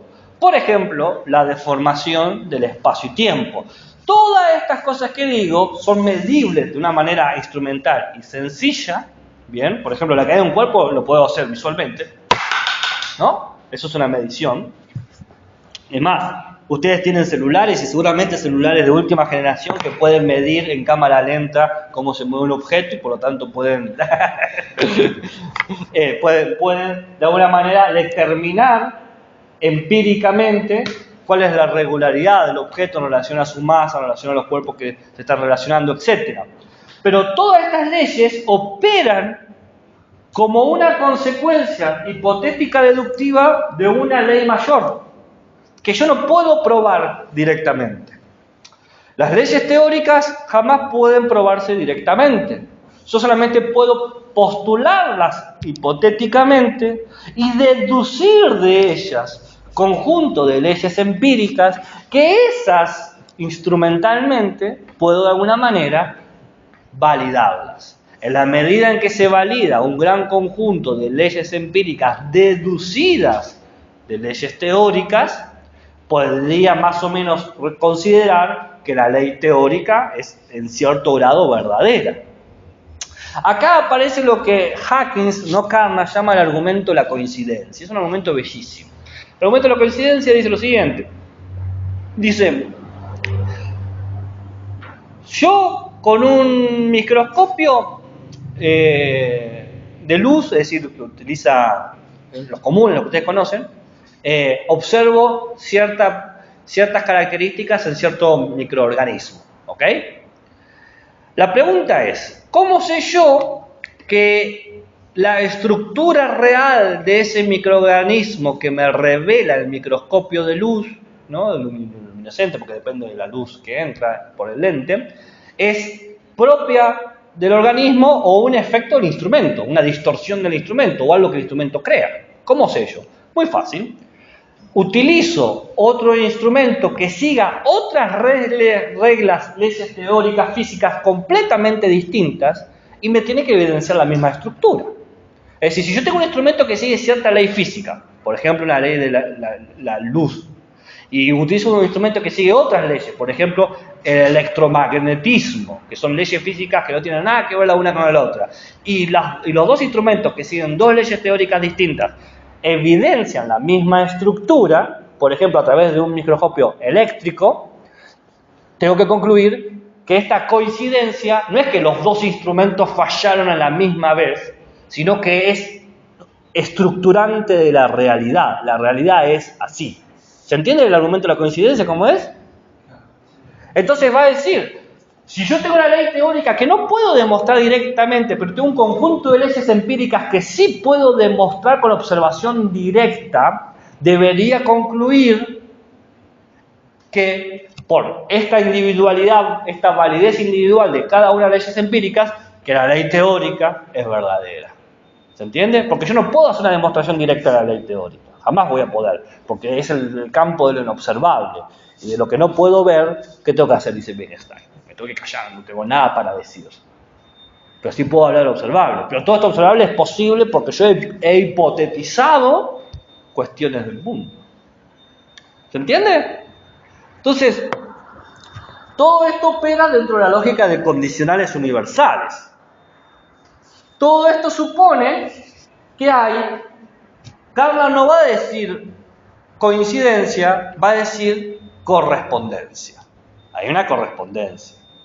Hay cierta correspondencia entre lo que yo puedo chequear, validar, comprobar en las leyes empíricas y lo que me permite postular, proyectar, conjeturar las leyes teóricas, ¿no? Las leyes teóricas claramente son siempre conjeturales. Yo puedo conjeturar, dice Carnap, que el universo es la boca de una tortuga gigante que está devorando arcoíris. No hay ningún problema con eso, siempre y cuando me permita deducir leyes empíricas y que yo las pueda poner a prueba. Y si las leyes empíricas que me permiten poner a prueba las empiezo a verificar, y bueno, tendría que empezar a considerar que quizás el universo es la boca de una tortuga gigante que come arcoíris. Es el inductivismo estadístico. Lo estadístico viene por la comprobación de las leyes empíricas. ¿Bien? Pero no sería deduccionismo. Es inductivismo, porque nosotros lo que podemos probar, de lo que tenemos evidencia, de lo que tenemos certificación, lo que tenemos claramente datos observacionales es lo empírico, y lo empírico siempre se construye inductivamente. Pero cuando va a ser correspondencia con lo teórico. La correspondencia es algo que postulamos nosotros necesariamente, bien, una construcción que hacemos nosotros, como científicos que somos, para poder proyectar, conjeturar, predecir, prevenir lo que sucederá. Hay una clásica concepción de que los positivistas lógicos no le dan lugar a la psique, no hay lugar para el sujeto. Es verdad que hacen un hincapié en el método y no les importa la biografía del sujeto, pero es un error creer que no está la mente operando. Claramente está la mente, parte de una antropología ellos. Parte de una concepción de que el humano tiene una racionalidad conjetural donde proyecta hipótesis sobre el mundo. Esas hipótesis son siempre hipotéticas deductivas, pero que sea proyectado no quiere decir que sea conocimiento. La única manera de validar el conocimiento es inductivamente, porque es lo que me da los datos del mundo. Yo puedo pensar lo que yo quiera del mundo. Dice Carnap, yo puedo pensar desde un mito, desde la fe, lo que yo quiera del mundo, pero pensar algo del mundo, de manera hipotética deductiva, no es tener la verdad del mundo. Para tener la verdad del mundo necesito experiencia, necesito validarlo, necesito comprobarlo. Y la comprobación siempre es empírica y por lo tanto es inductiva. ¿Se entiende? Entonces se va a aplicar la consigna del texto comparativo. ¿Cuándo tiene que presentarlo? El miércoles que Bueno. no sé si estamos con el cronograma actual o se han movido. Sí, no, el mismo. El miércoles que viene tienen que presentar el texto comparativo. Es fácil. Eligen 2 autores, se basan en la selección de textos y hacen una comparación. ¿Qué comparan? Y pueden elegir comparar simplemente un término, una posición o argumentos o tesis. Ustedes eligen ahí que consideran más adecuado comparar. Para los que les dificultan los textos comparativos, siempre es recomendable elegir autores que son distantes entre sí, porque es más fácil hacer la diferenciación. Para los que les gustan los desafíos, elijan autores que comparten corrientes o pensamientos y van a poder ver ahí qué cercanías o distancias tienen entre sí. ¿Alguna recomendación, un ejemplo que puedas dar?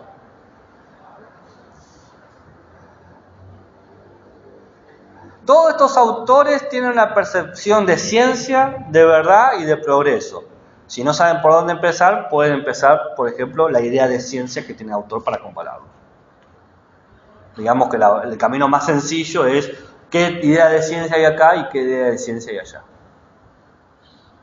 La idea de ciencia en Carnap y la idea de ciencia de Kuhn, qué sé yo. Entonces es fácil porque sabes que son 2 ideas de ciencia distintas. ¿Se han mostrado algunos errores comunes en las exposiciones de textos comparativos? De ortografía. De ortografía. ¿Y en las presentaciones orales notas algo? ¿Algún patrón? La lectura. Dijo ciencia, ¿verdad? Progreso. Sí. Súper tradicionalista. ¿Lectura dijiste? Sí, leen los textos en vez de explicarlos. Eso es un error común. Pero creo que ya lo había mencionado la otra vez. Para leerlo lo vamos a leer después nosotros. Bueno, listo. O sea, explicarlo en vez de leer. Claro, porque entiendo la necesidad de aferrarse al texto, ¿no? Porque uno es lo que ha producido. Entiendo eso. Pero el chiste de una exposición oral no es dar cuenta de la literalidad de lo producido, porque eso se evalúa en la parte escrita. En la parte oral lo que se pone en cuenta es su capacidad de comunicar y explicar verbalmente ideas. Son 2 habilidades y capacidades distintas, la de la verbalización y de la escritura. Y suponen 2 notas distintas. Ustedes en los trabajos que van a tener 2 notas, nota de escritura y nota de oralidad. Por eso a veces pasa que la gente sabe escribir muy bien, pero no sabe hablar bien. Entonces, su exposición oral tiene menos nota que escrita o viceversa. ¿Sabes? Son perfectos hablando, pero escribiendo no. Entonces, esos son errores comunes. ¿Preferís apoyo visual o puede ser nada oralmente? No, como se sientan más cómodos. Ahí lo que les lata el corazón. Si quieren hacer un rap y quieren traer una guitarra y hacer una payada, ahí ya depende completamente de ustedes. Vos sos el dueño de la casa. No, pero tan buena porque vos estás haciendo preguntas que te imaginarías que se pueden tener tus compañeros, entonces di lugar a si hay algo más.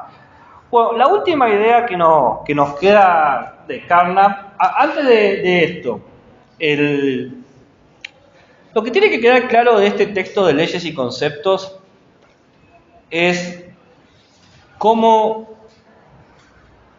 se determina las categorías de lo enunciable del conocimiento. No es una manera de anular los demás discursos, sino una manera de establecer una prescripción. Usted quiere hablar en términos cognitivos, estos son los campos para hablar, estos son los términos, lo observable, lo observable, lo teórico, lo empírico, ¿no?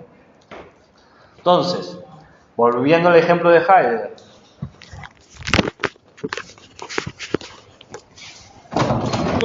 Hola chicos, disculpa, tengo una consulta que justo está conmigo. No le robo un ratito. estábamos diciendo, Algo más que ver sobre los bellos conceptos, cómo se determinan categorías. sí, volvamos al caso de Heidegger, la nada nadea, ¿ok? Kahneman no está en contra del rol poético de la nada nadea, pero se pregunta, ¿cuál es el valor cognitivo de eso? Porque el problema no es que Heidegger diga la nada nadea, que Heidegger diga lo que se le canta. El problema es que nos quiere convencer que está demostrando una verdad sobre el mundo. Entonces, ¿cuál es la verdad de la nada nadea? Teóricamente, no tengo manera de establecer una medición compleja de condiciones sobre eso. Y empíricamente no hay forma. No tengo un instrumento directo de la nada. Ya, partando de la materialidad, no existe la nada, ¿no? Y encima, no es un descubrimiento del siglo XX eso. Ya estaba Leibniz diciendo por qué hay algo en vez de nada. Ya estaba Platón hablando sobre por qué hay algo en vez de nada. Ya estaban los atomistas hablando antes, ya estaba Leucipo, estaba Anaximandro, ya desde antes de todos estos neopositivistas, fachos y todo lo que le quieran decir a estos muchachos, ya estaba el concepto de que la nada no existe, porque hay algo. Entonces, ¿cuál es el contenido de verdad? ¿Qué nos dice del mundo? Una oración, una proposición que dice la nada nadea. Ese es el problema de Kahneman. Esos son pseudo problemas. Nos tratan de decir, están comunicando algo y no nos están comunicando nada del mundo. No tienen ningún problema con el concepto del amor, o con el concepto de alegría, o de hincha de fútbol. No pasa absolutamente nada con eso. Porque inclusive todo eso lo puedo pensar de alguna forma. Pero hay un conjunto de proposiciones que aspiran a ser consideradas verdaderas y no tengo forma de testearlas.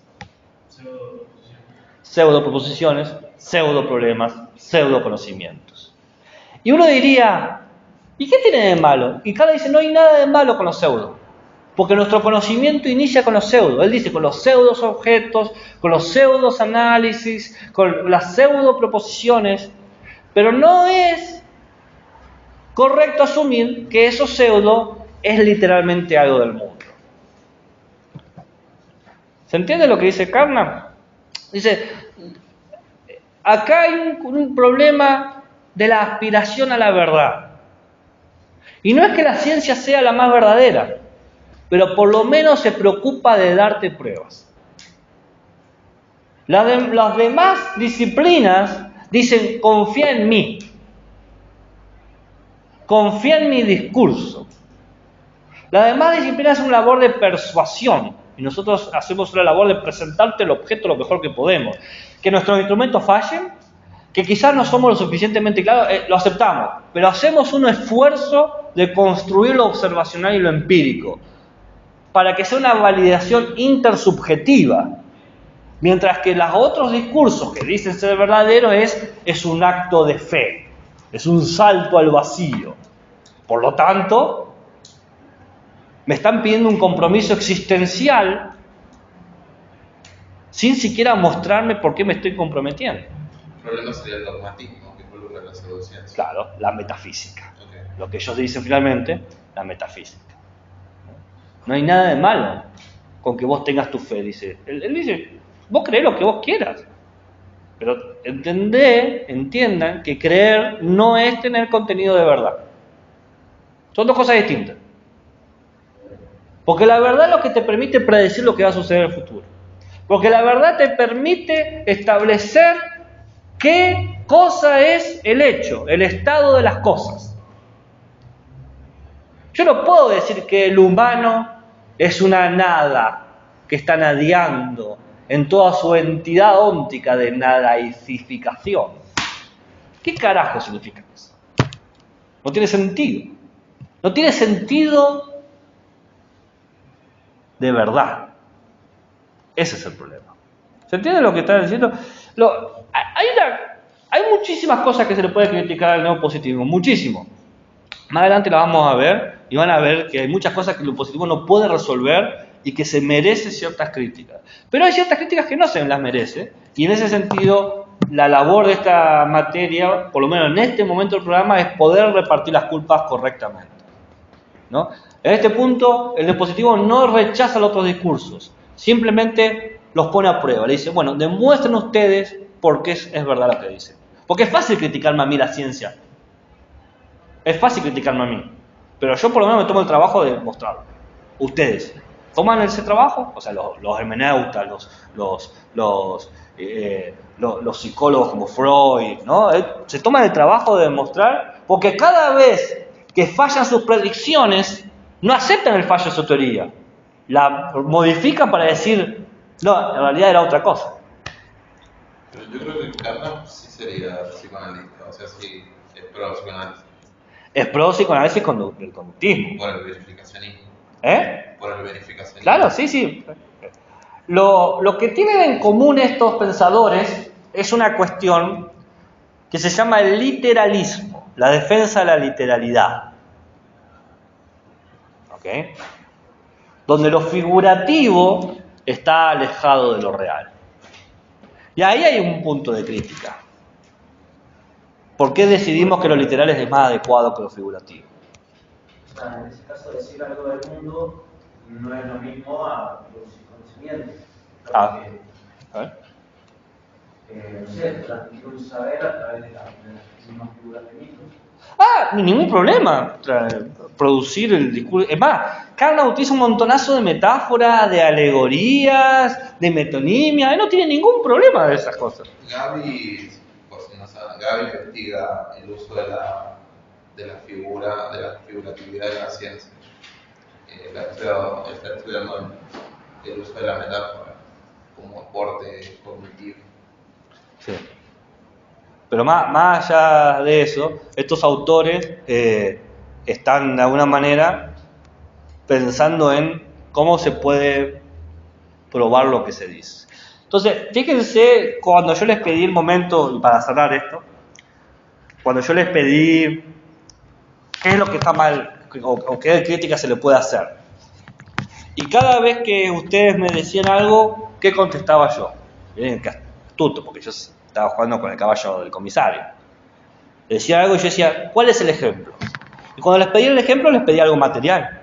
Porque ustedes inmediatamente, para poder representar lo que estaban diciendo, tenían que ir a algo concreto.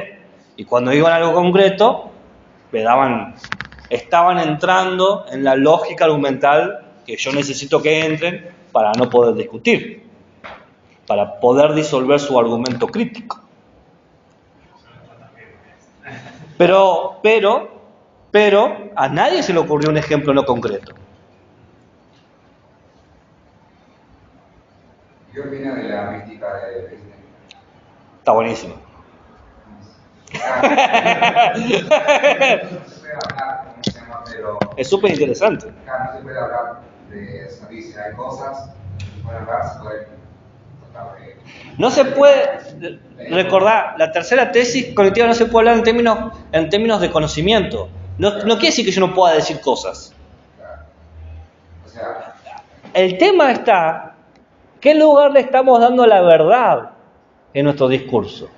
Porque si la verdad no tiene un lugar central, no es un problema. Para estos autores, la verdad tiene un lugar central. Eso sería una buena crítica. ¿Por qué estamos centralizando la verdad cuando se podría centralizar otra cosa? ¿En qué momento se decidió? El tema de esa crítica tiene un pequeño pelo, es, bueno, usted no quiere centralizar, no puede simplemente desecharlo, me tiene que dar la alternativa. Deme una alternativa. Me dice, saquemos la verdad, ok, saco la verdad está en la periferia, lo acepto. ¿Qué está en el centro? ¿Y ahora? ¿Con qué nos pintamos? Un astuto que es rápido dice, bueno, pero ¿por qué tiene que haber centro? Bueno, ok, no haya centro. ¿Cuál es la alternativa a la ausencia de centros? Y hay otro problema más. Porque esto que dice es parte de nuestro sentido común. Ustedes cuando conversan piden la verdad. Piden tener razón. Piden hablar del mundo. No me mientan. Van afuera y si le dan mal el vuelto, le dicen, no, che, me estás dando mal el vuelto. No, si te di bien, no, me estás mintiendo. ¿No? La exigencia de la verdad es continua en nuestro discurso. ¿Por qué lo hacen con el mundo y no lo hacen con los demás discursos? ¿Entienden? Y si hay algo que no es literal, que por ahí explica mejor la verdad y la literalidad. Esa es una buena pregunta. ¿Podemos pensar verdades no literales? El tiempo es oro. ¿Hay lugar para la intuición? Claro que hay lugar para intuición. ¿Un lugar cognitivo? No. Pero hay lugar. El tiempo es oro.